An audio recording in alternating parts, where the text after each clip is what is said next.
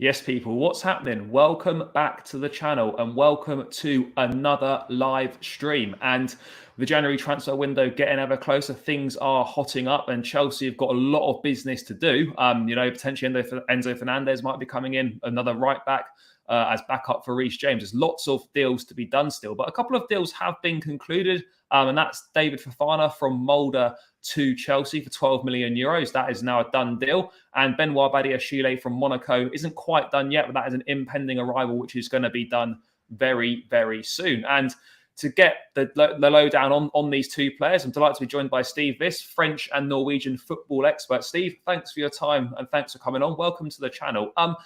David Fofana, obviously not really well known to a lot of people, I guess, unless you follow the Norwegian league. Chelsea making a surprise move for him. That deal's now done. I think it helped that, Brighton were looking at him before, and Chelsea obviously haven't taken Win Stanley from Brighton, as well as the recruitment guys and Graham Potter. I think that kind of helped accelerate the deal. Obviously, a player that they liked a lot whilst they were there, and that's kind of got the deal done. Fofana himself, a big Chelsea fan, so it's great. It's great for him on a personal level. But what can you tell me about Fofana, and is there stuff for Chelsea fans to be excited about? Good day to you, Charlie. It's a pleasure to be on here. I like the countdown you did on the video. I need to do some of them countdowns on my videos. I like that. A nice little entrance. But David Datro Fofana is. I tell you one thing. He's an exciting player. He's not going to be a boring player for you. He's a very unusual case here because I've been following him for quite some time in Norway. I did not actually expect him to leave the club this winter, personally. It felt to me like the sort of player who would leave probably in the summer window of 2023. So that in itself surprised me slightly. It's also a major surprise to see him move directly to the Premier League, because you do not very often see, in fact, I can't even think of one, not in maybe the last 10 years anyway, of a player who's directly moved to a Premier League club from Norwegian Eliteserien. So this is very unusual indeed. Talk a bit more about that in a minute, perhaps, about what I expected his pathway to be. But in terms of the player himself, he does have a high ceiling. He's very raw still, very raw indeed. Very strong physical attributes, and there's obviously definitely some technical abilities there as well. To put it bluntly, I think the downside is the mental part of the player right now. Composure is definitely not very good. Decision making, questionable. But you've got a player who's got high flair. He's got a bit of X factor about him, and there's a potential with a high ceiling that he could become very good. And I think it's 12 million euros was the reported figure around that mark. For Molde, that's a huge sum of money for a Norwegian club. But for Chelsea, well, it's one of those, it doesn't really matter if it doesn't work out, does it? Because it's just a drop in the ocean. Yeah, I guess it's from a Chelsea perspective, I guess it's kind of win-win, because, you sign someone like Fofana for 12 million euros, and then if it works out, you've got a good player for the club on the cheap. And if it doesn't, you probably sell him on and you make more money than you signed him for anyway. So I suppose it's almost win-win. But in terms of Fofana himself, Steve, is he, he got 15 goals and 3 assists in the 24 games for Molde this season. Is he an out-and-out number 9, or can he also operate kind of down in the wide positions as well? Is he versatile, or is he very much an out-and-out 9? He's certainly not a number 9 at all. No. I've seen some people compare him with Drogba. Obviously you can see why that would be the case. It's almost, you presume, we're bringing the next Didier Drogba in to Chelsea, but he's nothing like Drogba at all. He's not even a number 9 for my money. I would say he's more of a wide forward, inside forward, if you want to call him that, a bit perhaps in Mo Salah-esque sort of position there. Strong right foot, decent left. I could see him in time actually playing on the left-hand side and cutting inside. We've not really seen him do that at Molde because they've always had other players who were better suited to that role. But as I say, it's going to be interesting to see what sort of position he ends up with, really, because he could become a centre forward potentially. I don't believe that is his future. I see his future more, say, on either wing, probably cutting inside. flair sort of player on that regard. So, but yeah, in terms of you think you're getting a striker coming in, an out-and-out striker, that's not the case. We talk about his goals. Yeah, he scored 15 Eliteserien goals, but his actual XG was 16.28, so he underachieved. And that is that is definitely a theme of David Datro Fofana. He misses a lot of big chances, or has missed a lot of big chances, especially one-on-one. In fact, some of his better goals have been where you don't expect him to score. So he's a weird sort of player in that regard, but he's still very, very young. So we've got to remember that he's raw. He doesn't strike to me as someone who's ready to start for Chelsea, but it is what it is, and I'm interested to see which direction he goes now. I felt like his next move wouldn't be certainly to the Premier League. Yeah, because normally, I guess, like on that kind of pathway, I mean, we've seen, I guess, Erling Haaland come out of Molde, going to Salzburg. And then obviously, you expect a path out of Norway, perhaps to be to Belgium, potentially maybe Austria or whatnot. But what sort of level is the Norwegian league? I mean, without being disrespectful, it's obviously a lot lower down than it in quality compared to the Premier League. But I mean, what sort of a level has Fofana been playing at? I know I've seen him in the Conference League, but in terms of the domestic football, is that level any good? What's it comparable to potentially?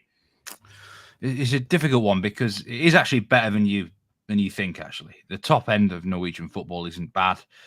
You've got teams like Bodø Glimt now, who are managed by Kjetil Knutsen, very good team.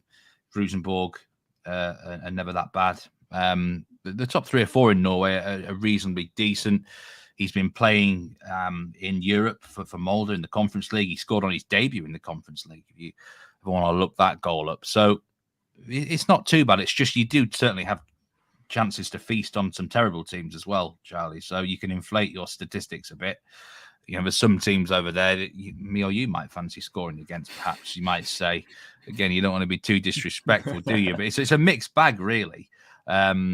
But yeah, I mean, usually the pathway out of Norway, Scandinavia is Belgium, Holland. I mean, I thought for this player, potentially France could be an option because of his Ivorian links, maybe even Italy. And usually the sort of fee you're looking at is probably around 5 million. I thought about 5 million, 6 million for this player. And then either one of 3 things happen. Either they adjust to that level, they settle in at that level, say Eredivisie Dutch level for a few seasons. They flop completely and go back on loan to Scandinavia, or it's clear they're a really, really good top talent. And within 2 years, they're then signing probably to 30 million plus at a really top league. So That is the direction I expected David Datro Fofana to go in. At this point in time, the best footballing level for him to be developing his game is probably, like I say, Eredivisie level, Belgium league level, that sort of thing. Brighton would have been very interesting if they had signed him. I think he would have, footballing wise, he probably would have been a better club for him in terms of starting matches. But I've also said numerous times this lad needs really good coaching, and he may well get the best chance of that at Chelsea. Yeah, no, for sure. I mean, you touched on it a little bit earlier, but in terms of his best attributes, and we've seen get 15 goals, which is not bad at all. But you mentioned, would you say his finishing is actually something that potentially needs quite a lot of work doing on it? Yeah, I think so. I mean, if we look at his shots on target ratio, it's actually 52%, which is quite good. So at least he's not missing the target that often. A lot of his times when he misses big chances, it's at the keeper. And as I said, maybe you've got to give the keepers credit sometimes, but he just needs to work. If you could get in a position, say you're one-on-one, and if you coach a trading sort of situation where I know he can feign a move around the keeper or develop a finish which is going to be more reliable to hit the back of the net, then that could probably be something that's quite easily trained. Because in terms of decision making, it's not a lot to it, is it? When you're one-on-one, you've just got to put the ball in the back of the net. And it's just about developing a little bit of a technical side. So that could be coached upwards on him. But it is worrying that, like I say, that he's underachieved his XG mark. His finishing, I think sometimes he's I had to say it really. It's just like there's a lack of composure. It's as simple as that. But he's still a very young player. I mean, he has literally only turned 20, I think, a few days ago. So there's definitely plenty of time for him to develop and improve on those attributes. But I mean, it's unlikely that he's going to go straight into the Chelsea first team squad. Graham Potter's obviously going to look at him in first team training, and then they're going to take a decision on whether he's going to go out on loan or not. I would personally say that it's really best for him to go on loan to a European league. I mean, maybe France, maybe Belgium or Holland or whatever it is. Go on loan to a European league, play some more regular minutes at a higher level than he's been playing at, and then we might see him in a Chelsea shirt at some point next season, or maybe in 2024. But in terms of making that step up to the Premier League, do you think he's got those attributes and the ability to make the jump ultimately from Norway to England? Not straight away at all. But eventually, yeah, I think the ceilings, as I say, the ceiling is very high with him. And I can see why Chelsea have, or not gambled here, but I see why they want to bring him in, just in case maybe it's a bit of a scattergun transfer approach. You sort of buy 3 or 4 of these guys, and one of them might become that real gem.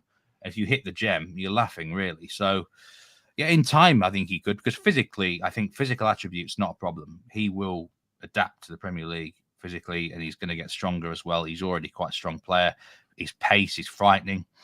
You don't want to be one-on-one with this guy defending at all. He's got X factor about him, the ability to make the unexpected happen.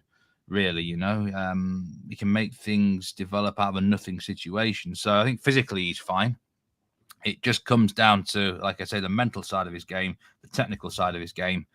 And I don't know what Chelsea will do with him. I don't know what I would do with him, to be honest. I would almost be tempted to keep him at the club for 6 months, see what you've got, see how he gets on, maybe try and coach him up a bit. And then in the summer, then you decide whether he's going to be part of the first team plans for the next season. If he's not at that stage, then I would look to loan him out. But equally, you could put him on a 6-month loan somewhere where he's going to be starting regularly. So, I'm intrigued to see what direction.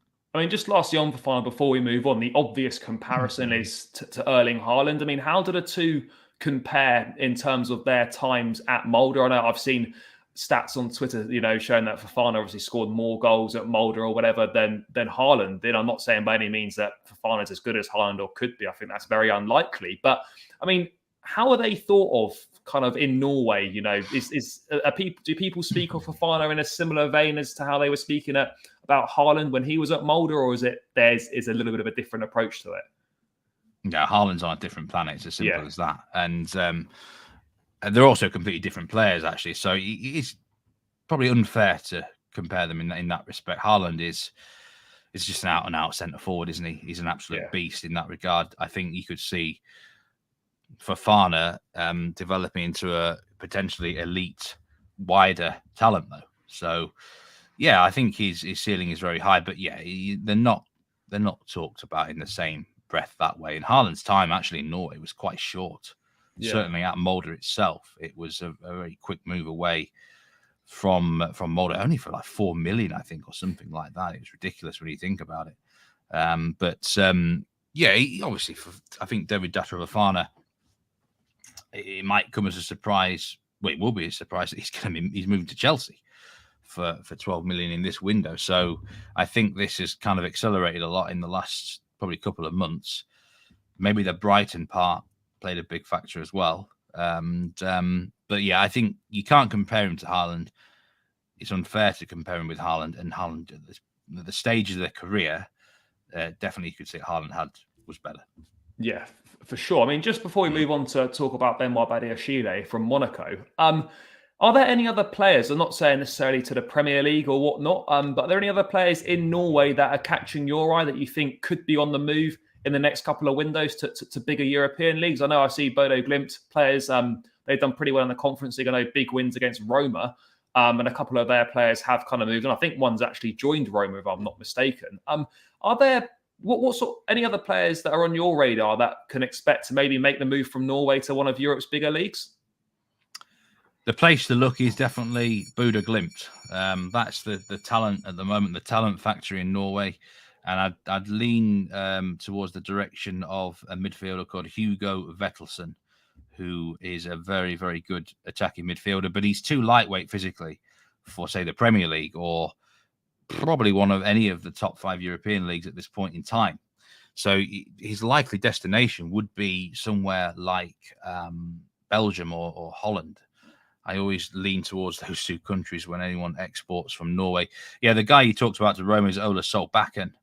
And the difference with Solbakken is he's just physically stronger. He can probably adapt to Serie A level a lot better. But I really do like Hugo Vettelsson. He's so agile, lightweight, great balance. And there's no doubt his future will be a line away from Norway. It's just a question of where. Yeah, no, for sure. I mean, moving on to another player then that hasn't quite joined Chelsea yet, but that deal is expected to be concluded pretty swiftly. That's a 21-year-old French centre-back Benoit Badiashile. Obviously, he's made his France debut, couple of caps, over 100 appearances in club football, 6'4", good physical stature, kind of quite well regarded. I think Chelsea's sort of perhaps stealing a march on this one in terms of player comes recommended from Lawrence Stewart, who was working for Monaco, has now come to Chelsea. I think it kind of fits Chelsea's model and what Todd Bowles looking to do by signing players under the age of 25 and building the bulk of the squad with those younger players in an attempt to kind of hit their peak years at Chelsea and to have a decent team for the next few years. Badiashile, though, Steve, what can you say about him? Is he someone that, again, I think he's well regarded in France, but I mean, what is the view of him in France? And is he one that is kind of, is he ready for that step to the Premier League? Top talent, very top talent. This would be a fantastic signing for any team in Europe, Charlie. Indeed, I think you could bring him into Chelsea and he could start straight away for the club. Well, he's capable of starting for Chelsea anyway. Then I know you obviously got some strong centre-backs in there, but a very young talent. 21-year-old beast of a physical player, though, nearly 2 meters tall. So physically, he can dominate players and teams already. And I honestly expected him to end up at PSG. It just felt like the sort of PSG signing. They have a knack of raiding Monaco for talent down the years, even paying decent money at times. It just felt like he would eventually end up in the capital. It just kind of made sense. So this would be a good sign. I think Monaco are holding out for 50 million from what I've been reading, which that would still be a good price, I think, for an elite defender who is going to be entering. Well, he's not even entering his prime years yet, as such, is he? He's going to be, but yeah, there's no doubt about it. He's highly talked about in France, highly rated in France. Brilliant defender, brilliant one-on-one. And I personally think he's ready for the Premier League, definitely, and would start for nearly every team. I mean, what are his best strengths? Obviously, you mentioned he's quite tall. Is he good in the air, good with the ball at his feet? Nowadays, defenders, it's not just about defending. It's about, can you play out from the back? Are you comfortable with the ball at your feet? Has he got a good range of passing on him? I mean, what would you say are his best attributes? He ranks in the top 10 for recoveries and counter-pressing recoveries, Charlie. So it's not just about in the air. He's obviously quite a quick lad, reads the game well. And that is a big part of his, like I say, his game. So obviously, you say his strength at the moment. He's a young lad. Physical is a big thing in terms of pace, in terms of actual raw strength itself. But the technical side of his game is something that has been improving bit by bit. He's not bad. He's not badly ranked for progressive passes either. So he's in the top 25 for that compared to other defenders. So he's comfortable on the ball. I think it's an area of his game which he can develop for sure. But there's no doubt about it. I think this would be a fantastic signing if you can get this sewn up. I think, he's one of them. And you've got a brilliant, experienced defender in Thiago Silva who he can learn off as well. So yeah. This would be, I think if this went through, it would be one of the best bits of business in the whole of the transfer window anywhere in Europe. And in terms of formation system wise, is he equally comfortable playing in a back four as well as a back three? I know Chelsea kind of predominantly been playing a back three and back four a little bit more often this season. I mean, depending on what the future holds, is he a player that is equally adept across both of those systems, or is there one that gets more out of him than the other? I can't remember Monaco ever playing a back three, so I think he's always been in a back four in his career. I mean, I don't, maybe at like under 21 level or something, or somewhere perhaps, but so he's certainly not used to a back three system.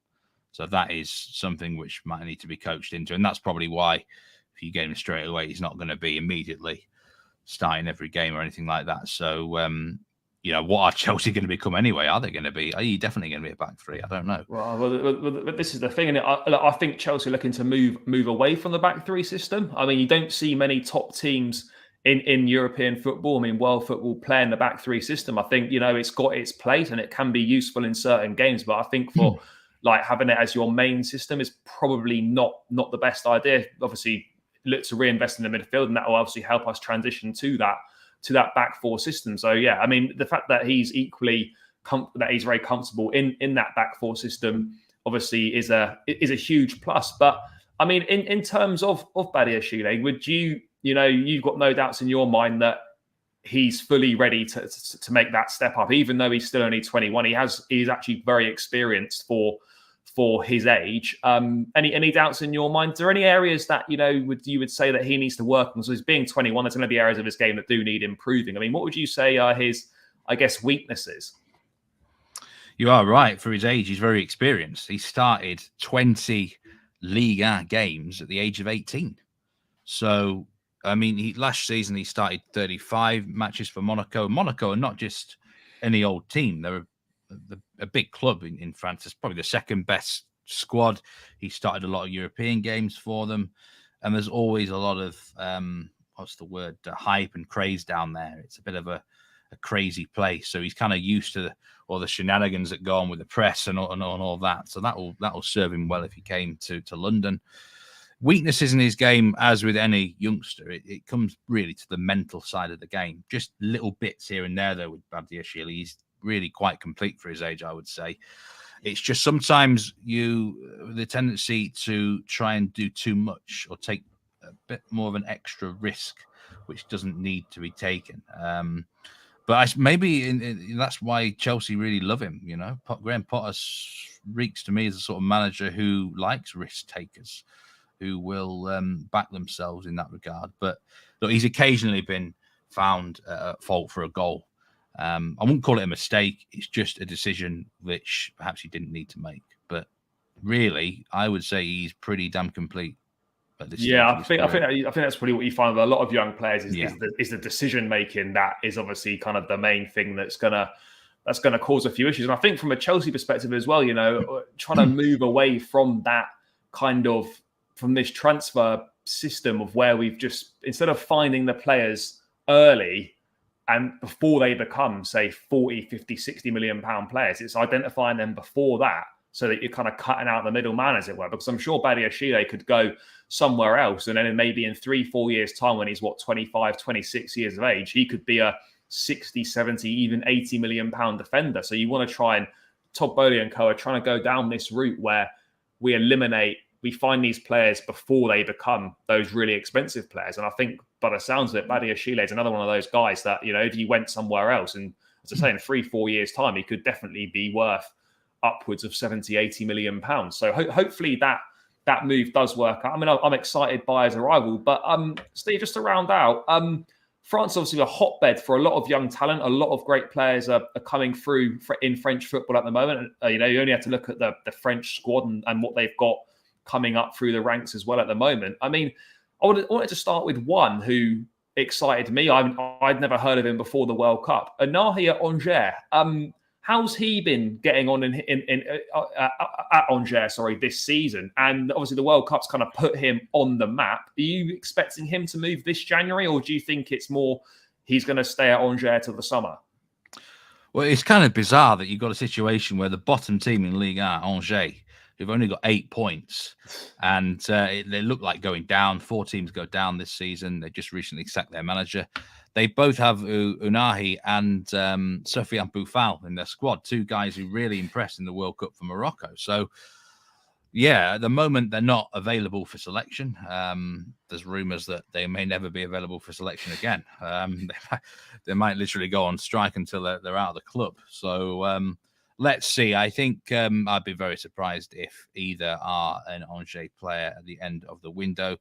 Obviously, the better prospect is Unahi because he's only 22 years old. And, I think this is a guy who's just kind of sprung up on everyone, really. He only started to catch my eye at the back end of last season fleetingly. And even this season, I think there's just been games where he's looked good. But when you're in a poor team, sometimes it's difficult, isn't it? You get dragged down almost to your teammates' level. So he definitely needs to get away from that club. But quite how ready he is for really, serious first team action at a top European team, that's debatable. I think, it's an interesting path which way he takes. Yeah, I mean, it's always tricky, isn't it? When you've got an obvious standout player at a poor side, you're thinking, is this guy just standing out because everyone else is like a quality below him, or is he standing out because he's actually really that good? And I suppose with Anahi, it's kind of, we've seen it at the World Cup, that he obviously does look a very promising player, and Angers, no disrespect to them, probably isn't his level. But you do wonder whether, he's got the attributes or the skills and whatnot to take a step up. I mean, do you think he could, make that step up in January or next season in terms of going to a better team? Yeah, because he's the sort of player who, it's quite obvious he's accelerating very quickly. And I've seen this happen before with players in France. I'll give you an example. There's Riyad Mahrez. Now, I saw him in Ligue 2 level for like half, and I never, ever would have considered him eventually becoming what he became. But certain players, it can happen at various different stages of the career. It's not always when they're young. Sometimes it's mid-20s. They just have this acceleration, and you think, wow, where did that come from? And it could be coaching. It could just be the penny finally drops for them mentally. This guy, Onahi, could accelerate very, very quickly in the next 12 months if he's at the right place. So it's just a question of finding a right sort of home for him. And it could be anywhere. I don't personally think Premier League yet. Just feels like the physical side perhaps could be something. But who knows? I mean, when you have a good World Cup, it tends to be that your value gets inflated and teams want to gamble a bit more. So if he ended up on these shores, it wouldn't shock me. Yeah, I think from an Angers perspective, I guess, Anahi's stocks are probably the highest they've ever been. So from their point of view, if they're going to get the most money for him, they'd have to sell him in this window. You don't know what his second half of the season is ultimately going to be like. So I suppose from a financial perspective, this could potentially be the most money that he's going to be worth at his time in Angers. But moving away from Anahi, what other kind of players are catching the eye in France at the moment that, could end up in the Premier League or at some top clubs in Europe? Because as we said, France is a hotbed for talent. Any others that are kind of sticking out? Well, it is a hotbed for talent, and there's one club that you want to look at all the time, Charlie. It's Rennes, because this club just has a knack of producing players and then developing players. I mean, it looks like Lovro Mayer is going to be moving to Real Madrid this coming window for 60 million. They're calling him the next Modric. And we saw Rafinha was moved to Leeds from there, and then he moved obviously to Barcelona. There really is a breeding ground, this Rennes, and they've got a couple of young players. They had Ousmane Dembele as well, Rennes, didn't they? Yeah. I tell you, all you need to do is scout this club, and you're going to get some sort of, well, not bargain. Well, you can get bargains, to be fair, but they've got a young lad called Desiree Doué, who is just 17 years old. There's no doubt he's going to become a quality player. He's an attacking midfielder. He's got a brother as well at right back who's not quite as good, but that family is obviously worth looking at. Guiri up front, and Kalim Mwendo, two players that they signed in the summer. Kalim Mwendo was linked with the Premier League. Former PSG player, just 20 years old. He strikes me as a sort of guy in a couple of years' time, if things go well, then teams in the top five of the top five leagues, top clubs in the top five leagues are going to be looking at him. So Stade Rennes, really, it's just they just have that knack of getting the right sort of talent, developing them. Jeremy Doku, another one. Yeah, I was going to say on Doku, I don't watch a lot of French, but I've seen him probably more for Belgium. I mean, is he someone that, he looks like he's got raw ability, he probably still needs a bit of a, sharpening, etc. But I mean, is he someone that we think could make a bit of a step up to a higher level? Because I look at him and I think there's ability there, but he still looks a little bit raw. Yeah, his big problem is staying fit. His time at Rennes so far, he's been in and out of the team all the time, and he can't get any rhythm going like that. So that is a big concern for a player when they've got physical problems at just 20 years old. But yeah, you're right. There's it feels like there's a high ceiling for him. if things go right. Same with another lad there called Kamaldeen Sulemana. Like I say, it's a very good squad, Ren. Well worth watching if you see them in the Europa League or something. But yeah, you're right. France is a hotbed for talent, full stop. And you can get some very good deals because the prices don't tend to be that high compared to some other leagues. There was just a couple of others I wanted to touch on. One player at Lille, Jonathan David, who ironically I think Graham Potter's quite a big admirer of. He's had some good seasons in France. Lille, again, another club like Rennes that tends to have good players on their hands. We've seen Botman make the transition over to Newcastle, doing very well. But yeah, Jonathan David, what are your thoughts on him? And I think it's probably quite well regarded that he's probably going to leave Lille in the summer. Would that be fair to say? Yeah, I think so. And I think he's ready to leave Lille at the end of the season. Yeah. And he's someone that's, he's going to be approaching the prime of his career soon. I feel like he's now developed when he first came to Lille, he didn't score a goal, I think, in his first 10 or something like that. And everyone's like, he's a flop of a signing. But he's another one of those examples where you just got to give him a little bit of time and patience. And now he's developed into a finisher who is far more reliable and clinical. And the good thing about David, he can play anywhere in a front three. He can play on the right-hand side. He can play on the left, centre forward, even like a shadow striker, I suppose, as well. So he's quite adaptable and versatile. Mentally, he feels in a good place now. And I think whoever gets him is going to be getting a very reliable centre forward or attacking player who can definitely go places. And I think it's interesting. I meant to say this with the Datro Fofana and maybe a few of the Chelsea deals that you're looking at now. It looks like Chelsea are going in a different direction with the transfer strategy. The fans are going to have to be a bit more patient, Charlie, because I know what fans are patient these days. But it's like you're really going to have to give them a little bit of slack. If things, give them time to settle in, because they're not, some of these guys, they're definitely not the finished article. And I can imagine, one or two performances, there's a judgment made already. But you just actually can't do that really with these sort of guys. So it's a different sort of mentality now that you fans might have to endure. Oh, yeah, no, for sure. I think, Chelsea particularly are one of the most impatient fan bases. I'm sure it's also like that with a lot of other fan bases as well. And sometimes it's hard not to be, but these guys have got to be given time. Just very briefly, one last player I want to talk about at Lens, Fofana, the midfield player. I know he did recently sign a new contract, but I've watched a little bit of him, and to me, that seems like he's too good for that level. I mean, can we expect Fofana at Lens to potentially be moving? Maybe, obviously not in January, but maybe in the summer or at some point soon? Because as I said, he strikes me as kind of being too good for that level. Yeah, well, he's signing a new deal caught everyone by surprise. They made a big deal of it as well. They did it at the end of one of the games, and it brought him on the field and everything in front of the fans, 40,000 of them. There was no leaks or anything about this new deal that he signed, so it came as a bit of a surprise. This is a man who 12 months ago was very close to signing for Burnley. So I think that was probably a good decision by him not to go there, right? I mean, for Burnley, I guess it's one that got away. But what he is, there's not many midfielders like this in the world now that you generally call sort of box to box and can do a lot of different things.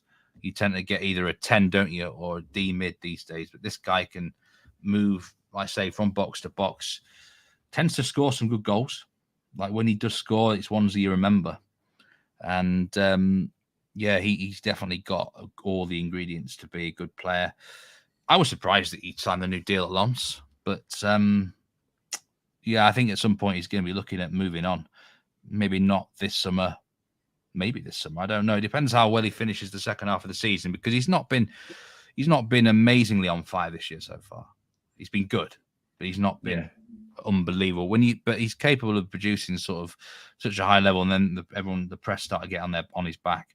I could see in 12 months' time, I could see a lot of people talking about him again, to be honest, around this sort of winter window next season. Yeah, no, for sure. I mean, that seems like a good point to round out. Steve, thanks so much for the insight. Lots to look forward to potentially for Chelsea fans in Fofana and Badiashile in the years to come, and some other exciting players to look out for in general. Steve, if people want to check out more of what you do and your content and things like that, where's the best place for them to go? Well, if you want to check out my Twitter, it's @MeatmanSoccer. And also, for those who do like a bit of Scandinavian football, then a Nordic football podcast is a podcast that we do. Most of the episodes are sort of in the summer season, but at Nordic Foot Pod for that. Yeah, fantastic. Guys, I'll link all those in the description, so make sure you do go and check those out. Thanks for getting involved in the chat as always. Please make sure to smash the likes on the stream on your way out. Subscribe to the channel if you haven't done so already. And I'll be back on Saturday with the lads from Forest Fan TV as we look ahead to Chelsea versus Nottingham Forest on New Year's Day. So make sure you tune in for that one. But yeah, until then, guys, take care and catch you again soon.